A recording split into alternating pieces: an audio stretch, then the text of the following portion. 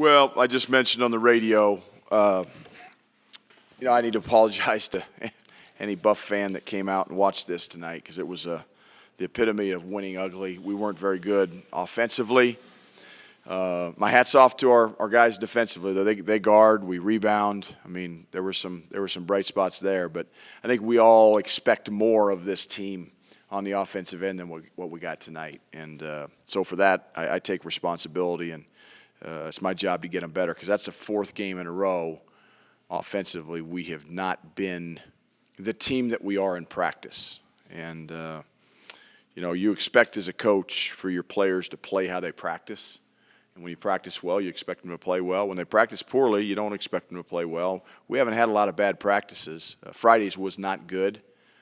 2 days off, Thanksgiving, I'll give them a break. But the way we played tonight, I can't give them a break for that. I got to do a better job.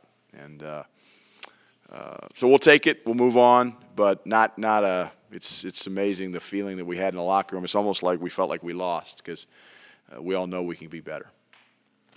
Coach, you talked the other day about wanting to see more motion out of your offense, the ball moving more, guys moving more. Was that the same thing that was lacking tonight? Look, Pat, we had it at times tonight. We had some good possessions. It's not like we were awful the whole game, but we just had too many empty possessions. We had, you have 19 turnovers against a team that doesn't pressure you. They don't press you full court, and it's all half-court stuff. And look, the MO to beat Colorado is to take them out of transition. And that's one of the reasons why, other than number one for them, who had, I think, 4 offensive rebounds. I'd have to look. He had 5. He had 5 offensive rebounds. He had 3 of them at halftime. But other than him, nobody went to the boards. So we really haven't had to, because Sacramento State on film was a team that we were concerned with their offensive rebounding. So we were talking about boxing out. Well, much like Clemson, much like Wyoming, they didn't offensive rebound other than that kid, and they sprint back and take us out of transition. That's the MO. Make Colorado play in the half court, and they have trouble scoring. And you know what? Right now, that's the case, and everybody knows it. So we better get better in our half court offense, and something we got to continue to work on in practice, and we will. But 19 turnovers is the number that we got to get rid of. 10 assists, it's got to be flipped. 19 assists, 10 turnovers. Right now, we got it backwards. And to a man, you better take care of your turnovers. Okay, you're not going to play perfect, I get that. But footwork turnovers, bad passing, not catching, sloppiness. We got to get tougher. A couple times they just took it from us. First 3 possessions of the game, we turned it over, I think. So just a poor offensive performance, and it's on me. I'm not going to blame anybody else other than myself. Coach, what do you have to say about the free throws? I mean, it seemed that they were finding their way to the line in the second half. Or your guys were finding their way to the line in the second half, but you guys shot 17 from 26.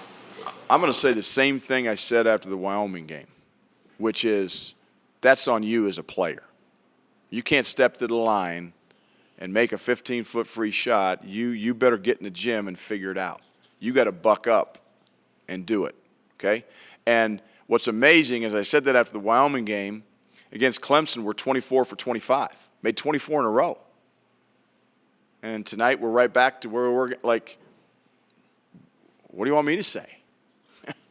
I tried to make a joke of it after the Clemson game saying I'm in charge of free throws. Well, tonight I wasn't in charge of free throws, I can tell you that. But I'm never in charge of them. That's what you have to do as a basketball player.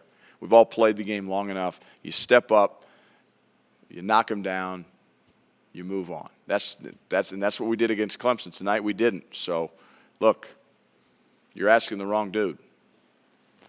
Coach, what's the key to defensive work against Patton? I know you had some foul trouble, but without a field goal until, I think, like 7 minutes. Yeah, and then we let him in for a layup. But number one, we had Evan Batty on him. Evan Batty's a great post defender.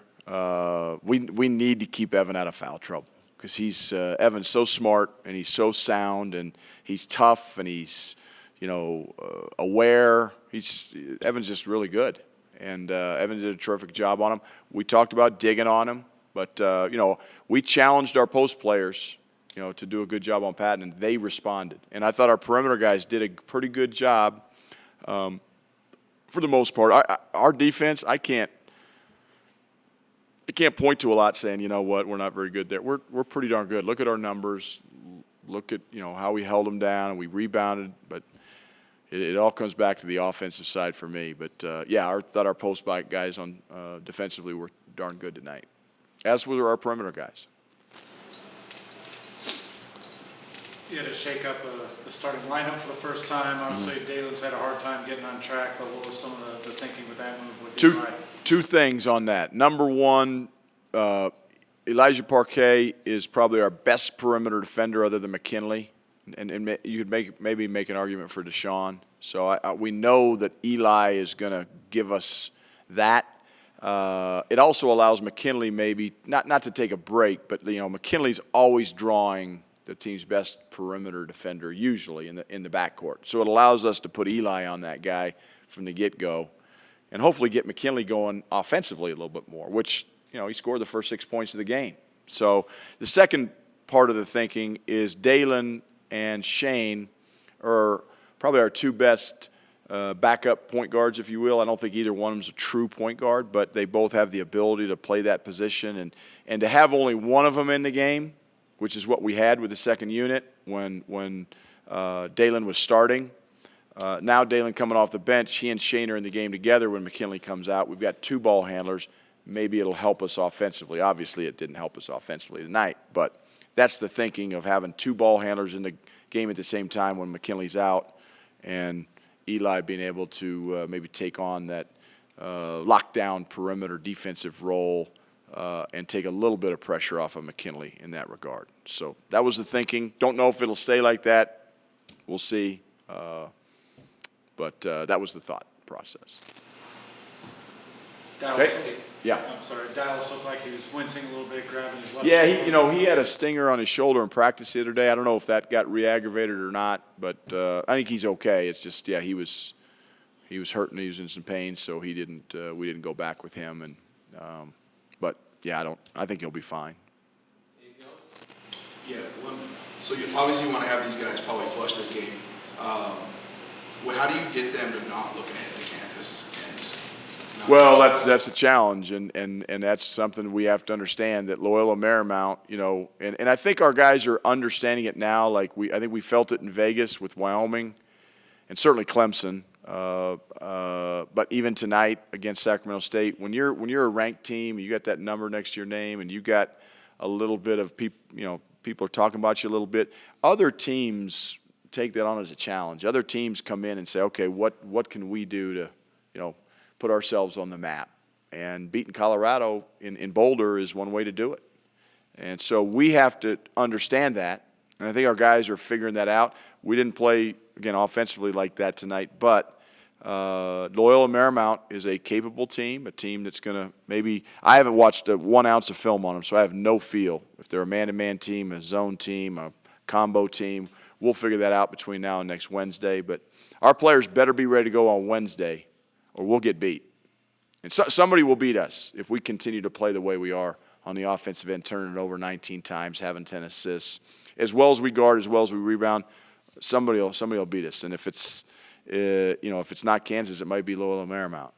So we've got to understand that. We've got to get better, and that's what this week's practice is for, is to get better. Maintain where we're at on that defense and rebounding, but we got to get better on offensively. Okay.